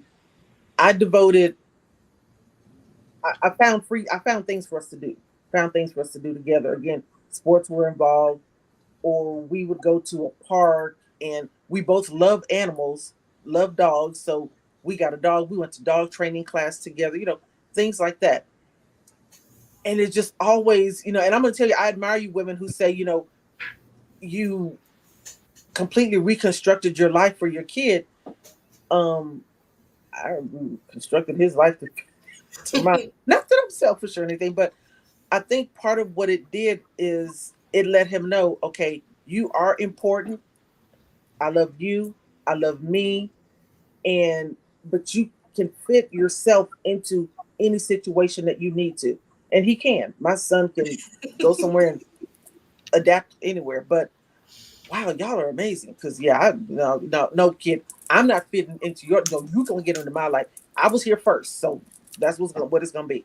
For me it goes. Go ahead. Yeah, for me it goes a bit deeper. I'm the oldest of 11 children. I am the first. Not only am I the first, of course, I'm the oldest daughter. I'm the first of my generation, and growing up not having my birth mother be there for all of us, myself and my brother, who is a year younger than me, we kind of became mom and dad for our siblings. So I jumped from being in that space of care, of mom figure for my siblings younger than me, to jumping into motherhood with my children. I had my first son when I was 22, and I stopped working and I became a stay-at-home mom, and I was with their father, and like my life revolved around my kids and their dad, and trying to be the best, quote unquote wife. I've never been married, but quote unquote wife and mom to my boys. And when that relationship ended, it was then when I realized I had no clue who the hell Nat was. Like, I had no idea who I was as an individual person, because I've always felt like my entire life I was taking care of people, and I always had to be that figure, that somebody that everybody came to growing up. So when it wasn't lit, honestly, till this year, maybe I want to say maybe within the last 2 years, I started dating someone almost 5 years ago, and he started asking me those questions like, oh, what do you like to do, and what do you do for fun, and what do you do for you? And I'm like, I have no answers. And he was like, well, what are some things that interest you? And I'm like, I do not fucking know. Right? I don't know. I have no clue. So when I started hanging out with him more, and I started seeing him game and things like that, I'm like, wait, I actually remember why I used to like playing games and doing all of that. And I got my PC and started gaming more. And then I saw people streaming, and I'm like, okay, I can do that. And of course, me and Tony, after I met Tony, we came together and came with the podcast. And then doing that, I realized I really, really like doing this. And this year, especially 2024, I've explored more of things that I like for myself. And even doing so, I noticed that my kids realize that I enjoy doing this, and they ask me questions. Mom, how did you become a streamer? What do you like about streaming? You know, what games do you like to play more? And to see them see me explore my individuality makes them more curious to enjoy things that they love to do themselves and not have to feel like they need to fit into a box of any kids around them. Made me even more encouraged to really explore myself as a person and not just as a mom or as big sister or you know, aunt or anything like that. Nice. Oh, that's fucking dope. Has everybody have a chance? Cece hasn't, and I'm excited to hear what Cece has to say because she's got 19 and a 4-year-old. So I really want to know. That gap is wild. That's a fact. So part of what changed for me was all this stuff happening during COVID. So I had my son going into high school. I just had a baby, and everything shut down. And for the first time, like I said, I was in a relationship, so I was running the house. Like it was like everybody's looking at me, and I did not know what I was doing. But now I could say I'm more confident than I was just even 2 years ago. And part of that is just knowing I am going to make mistakes. I'm not perfect. My kids should not look at me like I'm perfect. And allowing myself to have that grace and giving myself that grace, reminding myself, you know, all those things. But yeah, like it was hard because going from in my 20s, one little boy having help. And then when I tell you I went through my whole phase, it was I had a grand time. I'm really glad I had that. Because some people didn't get it, and now they trying to do it. And it's like, you too old, but you know, no, you're not. Hey, yo, you can't tell somebody old. That's I know, crazy. but it's one of those Let them be like, hoes if they want to be hoes. Yeah. Everybody need to get slapped right now. All right, go ahead. Let's continue. No, all right, but it's y'all that show. makes sense, you know, because at some point, like you also have to think in your 20s, what I was doing, I was being very reckless. I had a kid at home. I needed to make sure I was also making it home to them, you know. So that's where it's like, maybe should have been inside a little bit more. But that's one of the things now that I'm going through is rediscovering myself and not allowing myself to be completely immersed into. I have a 4-year-old. We just got out of potty training. We're thinking about school now, and then my other one's like, Mom, I want to do this, and it's like, okay, go and find out, because I have to be able to let him do that. I have to let him struggle. And if he falls, okay, let's get back up. You know, even as an almost 19-year-old, he still doesn't know what he wants to do, but I have to step away because I can't tell him what to do when I haven't done what I've wanted to do. How can I preach that to him? Like, well, you saw Mom. No, he didn't. No, he didn't. You know, the one thing that now he called me the other day, actually, he's living with my brother because he has a business, which I think is a really great thing. He did not, my brother was already the strong male role in his life. So I appreciated my brother continuing to take that role for him, even though he has his dad. We just never lived in the same state. And he calls me now and he's like, Mom, I'm thinking about getting another tattoo. I took him to go get his first one. And he's like, what's your favorite animal? I want to get your favorite animal. I want to get everyone's favorite animal. And I showed him, I actually got a tattoo of my favorite animal last year. And now I'm thinking about getting my next one. I said, that might be my thing. I don't know, but I'm not afraid. Yeah. My daughter just got her first too. Yeah. I already She's about to light it up. That was cool. Please wait till you're 18. I will go and take you because he was itching. He was 2 weeks ago. She just went and got her first two. She did ask me. I went. She wanted me to go along with her friends. It was me and her 3 friends, and we all went and she went and got a tattoo. Actually, she got 2 on the same day. But I think it's also because I already have 3, but it did make me want to get more. I'm like, I might have to get some more tattoos because I've always wanted more. I just haven't really thought about it. Like I've been putting it off to the side. Listen, Basic got this really big ass dragon going straight down. Okay, I do not. Right. Wait, I have a question. Let me see. Like you didn't. I have a question for Cece because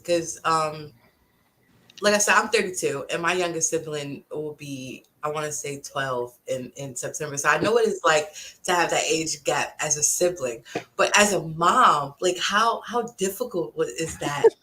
Actually, I had that with a sibling. I'm 13 years older than my youngest brother. So I was going to school and he... Oh, y'all just believe in gaps. Well, I mean, it's not, like I said, I'm the oldest of 11, so it ain't that much of a gap. Dang, Mike, really? That's a gap. It's one of those things. My mom had me at 21, so she was young, and then she met their dads. Right. So y'all like mama, like daughter. Hey, I mean, kind of, but yeah. I love the fact that y'all having babies at a certain age, but go ahead. There's a big difference because when I was a teenager, my brother was my baby. Like he was going everywhere with me. It was like taking him in the stroller, diaper bag. I knew how to do everything. With my son, he enjoyed being a big brother, but they're not close. It's like, can he do something yet? Like, he's just waiting. Like, when is he gonna crawl? You gonna kick him up the block? It's gonna take a minute. But I will tell you, like I told him, I said, don't be surprised when you start getting more into the dating that you're gonna be like, Mom, can I take him with me? Because he's cute, okay? And I remember my cousin doing that with my older one. He was like, hey, let me take him for the day. And I didn't question it until they came back and he's like, yep, he did the job. What do you mean? Pretending to be a single dad? For real? I cannot. But women were falling for it. It's like, because the cute kid, and it's like, look. I guess that swag really do work. There's a little bit so more attention, Hey, that only works for men because when I had my younger siblings, walk up and down, I was a teen mom, and I'm like, she does not belong to me. She is my sister. So I'm gonna because it's only one that doesn't have kids on this panel, and that's Tony. But no, I want to ask a question in particular. How is it? Put me on the spot. I mean, you want to answer it? What is the question? No. So what I was going to ask you was based off of everything that they're saying, you being an aunt to your nieces and nephew, and I imagine y'all got other influences and like other kids that are close to you too. How is it like when you experiencing what their mom have been through, but like the things that you go through with them yourself? What do you mean? Like, excuse me. What do I experience as an aunt or something like that? Yeah, what do you experience as an aunt, like kind of seeing where their mom deal with them? Oh, with my sister and my sister. Well, I already knew I never wanted kids. That was in my head at a young age. You know what I'm saying? I was like 9 years old. My aunt Denise and my mom was like freaking Fred, and my aunt Denise set me on the washing machine, was like, kids will fuck your body up, blah, blah, blah. And then she flipped out her elephant titty and said it on the washing machine. And ever since then, I've been scarred. So I knew right then and there, because she was like, this is what happens. Kids will fuck your body up. And I said, lesson learned. Right. And so that was already ingrained in it. But not only that, like I was the family babysitter. Every kid in my family have been with me for extended periods of time, like literally have been by my hip, my left butt cheek. Like I've practically raised every kid in my family. I was their babysitter, charged $25 a day. Past that day, that's another $25. That's $50. Don't play with me. You know what I'm saying? So and seeing like what my sister go through and everything, I know where I'm at. I'm happy. I'm content. I don't need nothing else. Like these kids bring me joy. I found like I'm completed, you know what I'm saying? I'm not looking for nothing else. Like they love me. Them kids, I'm really their aunt. Like, you know what I'm saying? I'm their aunt. You know, I'm your mama's sister. Like I'm your mama's sister. I'm your mama's sister. You know what I'm saying? When she go, your daddy's not getting you. You coming with me. Okay. Oh shit! I'm not. You said them elephants in these. Listen, that shit hit the table hard too. Y'all gotta understand. That would have been scarring. You have to understand the trauma that I've They fucked you up. Got it. You know, lesson learned. You don't need to tell me nothing else. I get it. Right. You put the titty away. So there's a reason why I even asked her, because I already knew this answer was coming. I just had to get this. Like, I'm sorry.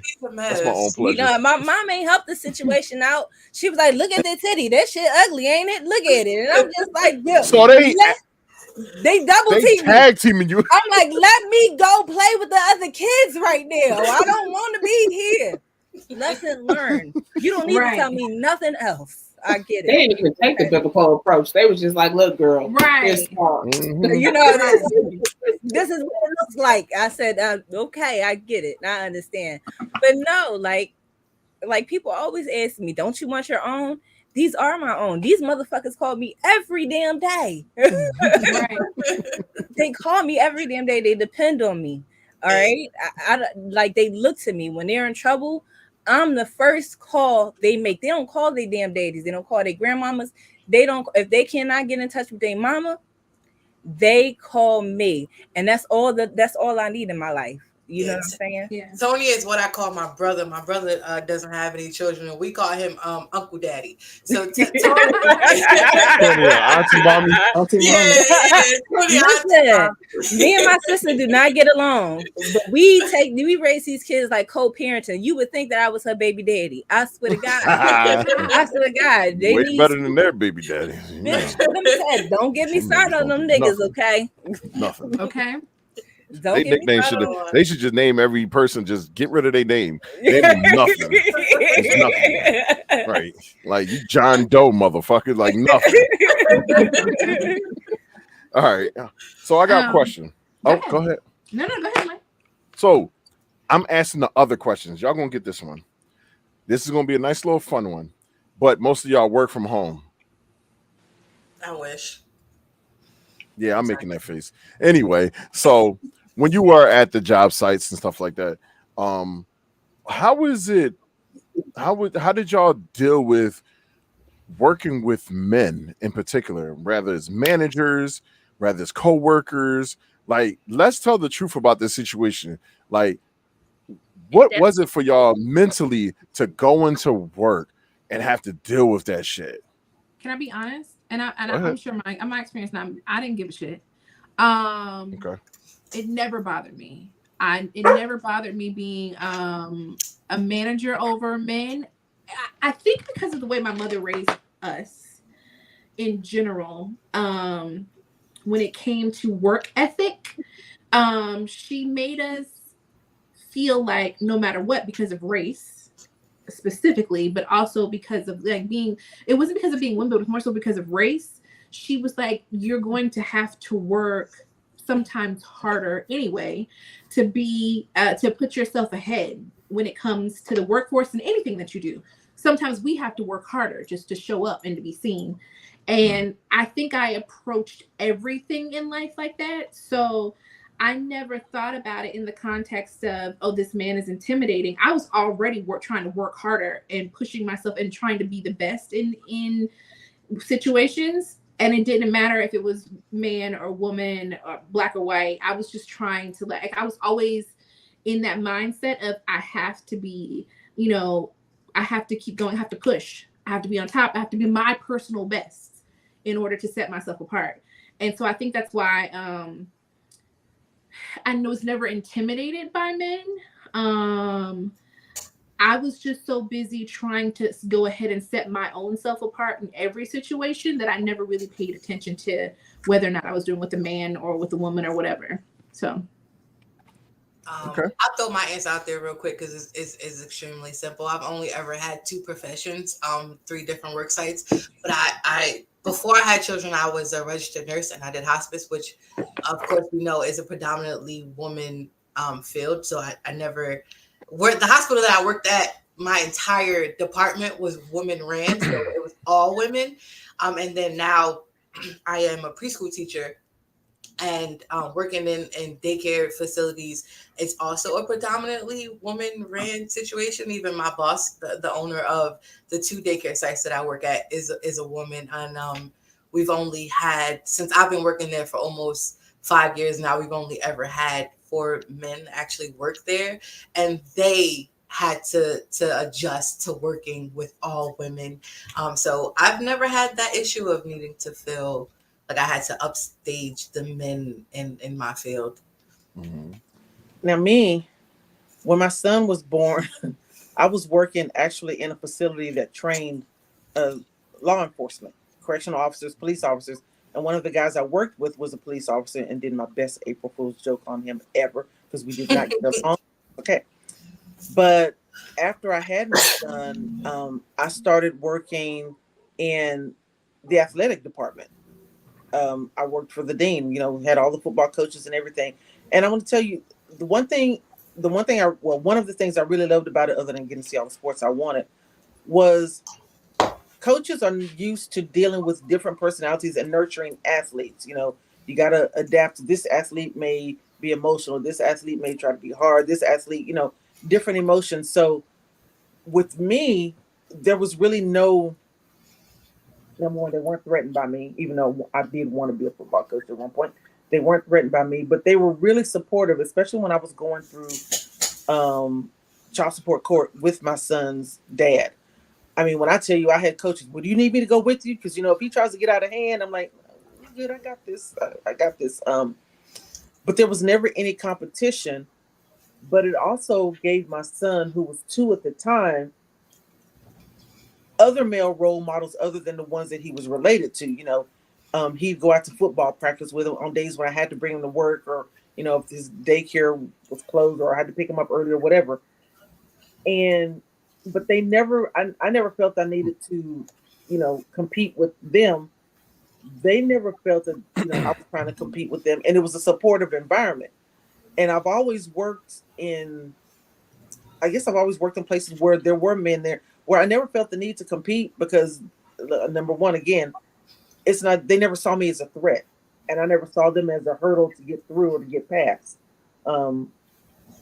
But yeah, I've never felt the need to have to compete with men. I mean, what we're doing.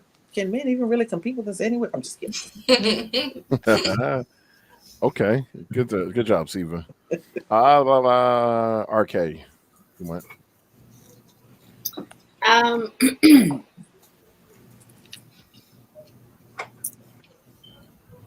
Because look, find it. Mm-hmm. Right. I would get real tunnel vision around my male coworkers, like they existed, but they didn't exist. And I had to keep them in that space if they didn't exist, because sometimes they would assume that my kindness was an invitation for something more. And then I would have to get aggressive.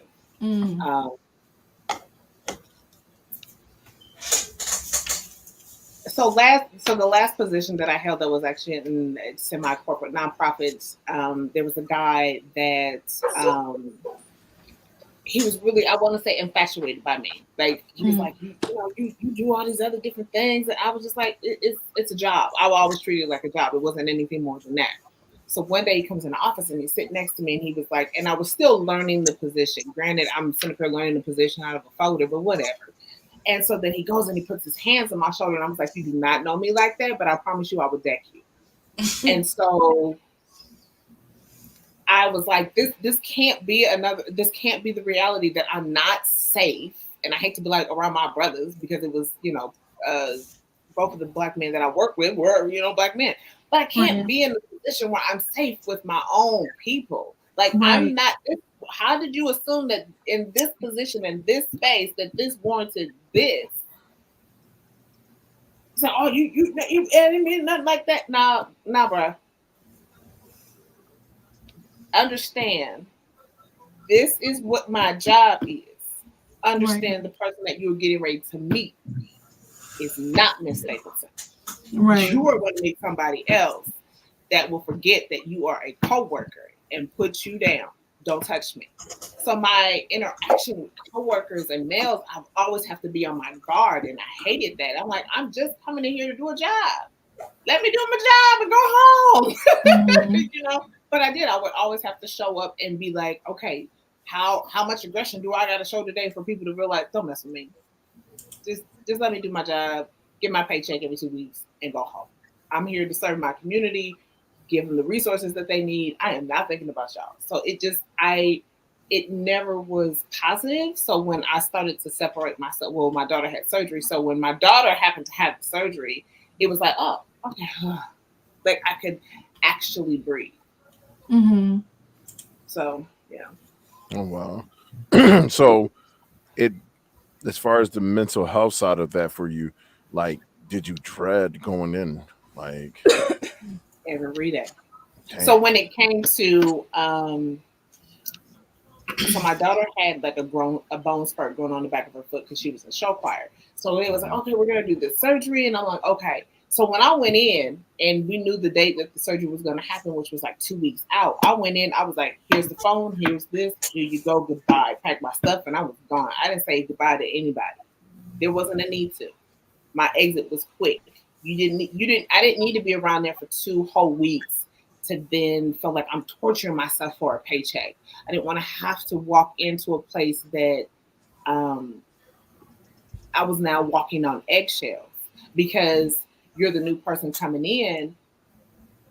You know, who are they going to believe? The new person or the person that's been here for some time, has a relationship with everybody else, and he ain't never been that way with me. So I was just like, just go ahead and make that quiet exit. You good. They're going to be okay. Okay. Mm-hmm. Was there anybody else who wanted to answer? Tony and CC. Well, I firmly believe in cursing people out at work. You know what I'm saying? So I never felt like I had to compete.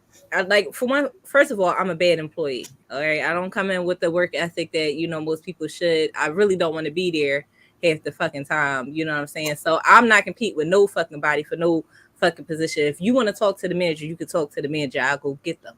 You know what I'm saying? There was a point in time where I was treated like I was in a competition by one of my supervisors. His name was Frank, a big old white man with big ugly lips, and you know how as Black women, the stereotypes that we have on ourselves, that people put on ourselves. And I moved to his department, which was tire and lube, you know what I'm saying? So there was the auto department, and I already had enough stress from the male customers coming in, telling me what the fuck, I should be doing, or what the fuck, it's supposed to be done. Nigga, I work here. I know what I'm talking about. You know what I'm saying? So I already had it hard arguing with them niggas, and it really wasn't no arguments because, yeah, exactly. Respect me, I respect you. It really wasn't no arguments because, yeah, I'll shut down on you, register and all. I'll leave you. I don't care if it could be a line out the door. Piss me off. I'll leave you in this line and go right to break. And the supervisor didn't make that any easier for me. Like, he would, for one example, he had left a pile of papers, like how the office was. His office was directly behind me. Like, imagine this as the office door, and this is my register directly looking at you. It's not that far, not even a foot long. Okay. And in the morning time, there would be a stack of papers on the desk right here in front of me. But I didn't know what the fuck those papers were. Nobody ever told me. And one day he came out you're supposed to be putting these papers on my desk, da da da. And I'm just like, well, why'd you just tell me to put it on paper? What you said before? You doing it on purpose? I said, bitch, I ain't worried about no fucking paper. Because you called him a bitch. You know I called him a bitch. I don't give a fuck about his. You know she did. You know what I'm saying? I don't give a fuck about no fucking papers like this. You act like it's a hard job to do to pick them up, open the door, and put it on your damn desk. I don't know about that. You ain't telling me about no damn papers. Calm that shit down. And when I tell you it got so excessive, like the shit that he was implying, we had to get it got to the point that we required another manager to intervene. And thank God for me, it was another Black woman. Hey. and when she sat down and she heard both of our sides, she said exactly what they said in the comments. Respect her and she will respect you. Right. Thank you, sister. Okay, get that shit together, Frank. Don't have me curse you out in front of these customers again. Right, Frank. Get it together. They ended up firing me because I started. Yeah, they ended up firing me because I started showing my ass because he was really pissing me off. And around that time, all the customers was liking me. Everybody wanted to see me. Every time somebody came in, you want to talk to Tony. People were tipping me heavy. And they weren't supposed to. They was giving me heavy tips, like $60 damn, helping just do it. And I'm not helping them with their cars. I'm just pulling tires and shit, you know. And so when I saw that he was being the asshole that he was, I said, I got something for you, bitch. You know, inventory came around. Yeah. Everybody's like, yeah, you know, can you help us with inventory, Tony? Can you handle this? I said, I'll get that on inventory. I'll do that on inventory. I'll handle all of that. Don't worry about that. I got it. Everybody like, cool. On inventory, I called the fuck out. Called right out on them bitches. They come in, figure it out, ho. And they failed. And I walked in and they fired me. As long as you give me my unemployment papers, we cool. Right. She told us about her last day. That's right. Listen. She told us about her last day. Hey, me fucked up. I called the fuck out and they fired me. Give me my papers, bitch. Give me my papers, bitch. I should be in a t-shirt. Give me my papers, bitch. And I know the customers were still asking about me after I left. So that'd be the worst when you leave a job and they asking for you, and then they got management got to look all stupid like, well, and I go to that same Walmart to shop and go right to that department to say hi to everybody. Meanwhile, Frank. Anyway, CC. Yeah, I just like Butterfly. I work with mostly women. I was in the library for about 13 years before I changed to another library system, and it was predominantly women. So men were never really concerned. I never practiced the whole work husband bullshit. Didn't believe that was I saw that happen, and that was crazy, the stuff going down. But other than that, I think it's more if we're talking like being around other women. Yes, that was very difficult. I found myself crying in the bathroom. Oh Jesus! More than a man or even men customers. Like it was women mostly that more of my men. That is a fact. So that side is hard, not the men. Yeah, that's a fact. Where I am now, I am not only one of the youngest, but I am one of the last to get hired, and I've moved up as far as like managerial positions faster than people that I work with, and that was the worst because of course every woman under me is like, well, I've been here longer. How did she do this and do that? Right. It's just the worst bickering in the world. So that I understand. Yeah.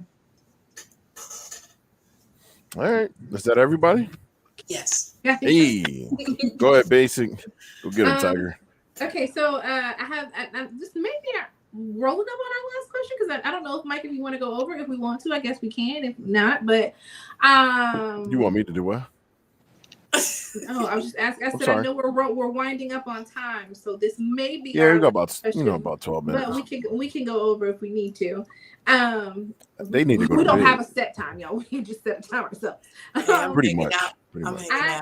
I was wondering about this. This is actually something that kind of happened to me this morning, or something that this morning kind of triggered this question to me, and I was wondering how this applies to all of you. Because I feel like we all probably have, maybe we may have some similar upbringing, but we may also have different upbringings. And I feel like a lot of times as young girls growing up, we're taught to be like amicable and appeasing and nice to people. And like, we're always taught to be sweet and kind of nice. And that kind of carries on through life. And we end up doing that. And like, always trying to appease people, right? But through my mental health journey and learning about like what really is best for me in my life and my own mental personal health, I have had to let go of people, whether they be friends or family. And it can be tough when you are in the back of your mind, you're always taught to be kind and nice and to be there for people and to treat them nicely. It has been somewhat of a tough transition. I am getting a lot better at it. I have people who I have had to take a step back from because I was so busy trying to cater to them that I felt like they were really kind of taking advantage of my time, my mental space. They were never really considerate of where I was and if I could handle the kind of things they were unloading on me at the time, or if it was okay to like to dump all those things on me, or maybe even just crossing boundaries because I had allowed it for too long. And I've had to actively say, I'm stepping away from this. And we can't talk, and I have to remove you from my life. And I don't even, for some people in particular, like I haven't given an explanation because I just don't feel like I should have to, because it's for me.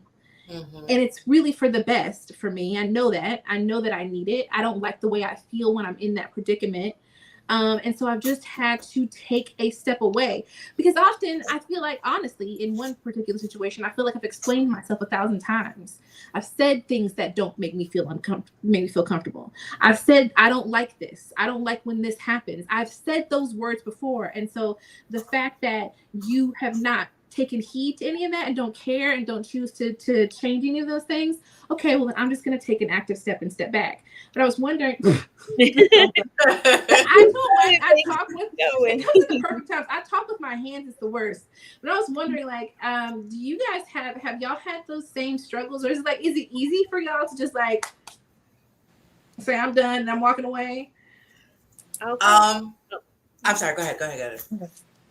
I'd say for me, like, I really struggle with that. I'm kind of like you. I didn't have any boundaries. So once I started creating them, it was difficult. But now I find myself on the extreme side of it, where right. It's stopped, you're done. Like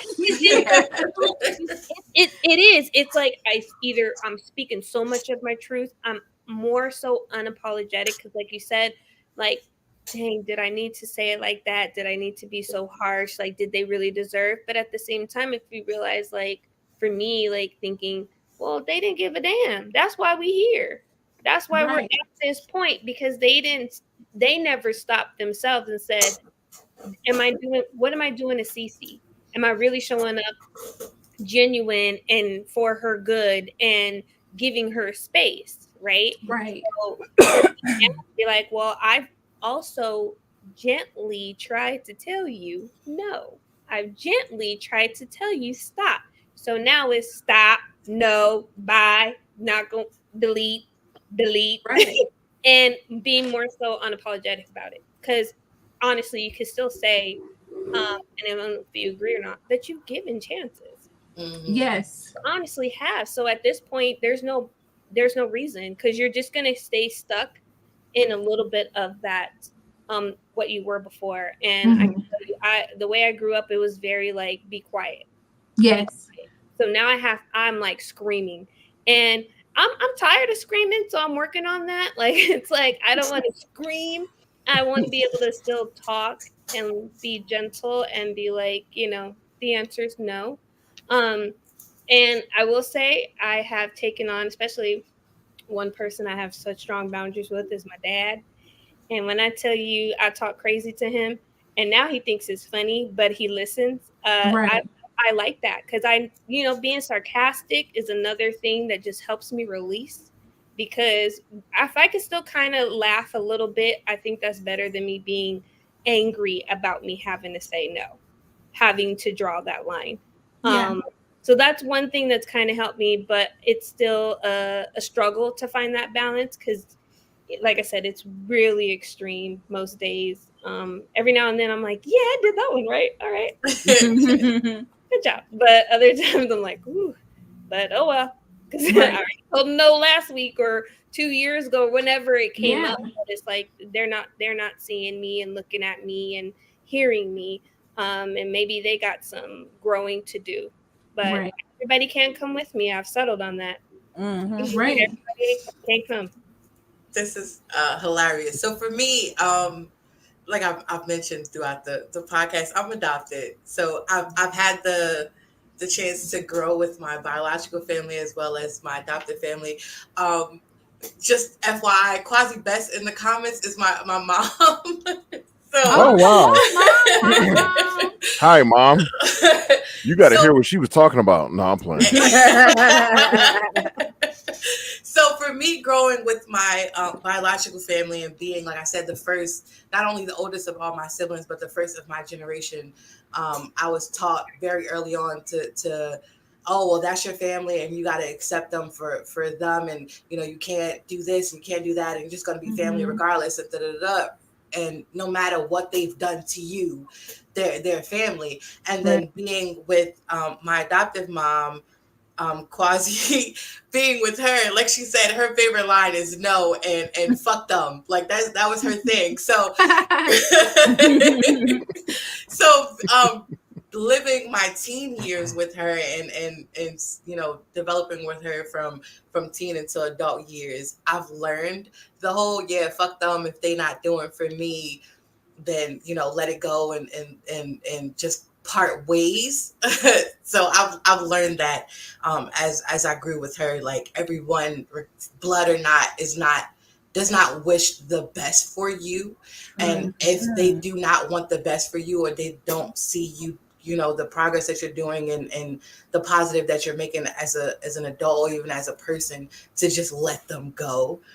So I've developed that from her and her mindset, which, man, listen, my cutoff game now, 32 years old, is so strong. Like the chances thing has ended back in like when I was like 23. Like I don't give chances anymore. You got one time with me, and if I do not feel like you're in my corner or you don't want what's best for me, that I want for myself, then I just have to let you go. You're toxic for me. And even just not wanting certain people around my children, where I don't want my children to develop these habits or learn and you know, just to see this kind of thing. Or I mean, even dating now, if I don't feel like you can be a positive mindset for my children, or I don't feel like you can show my boys how it is to treat a woman positively, then you don't need to be around me or them. So my cutoff game now is so strong. I snip real quick.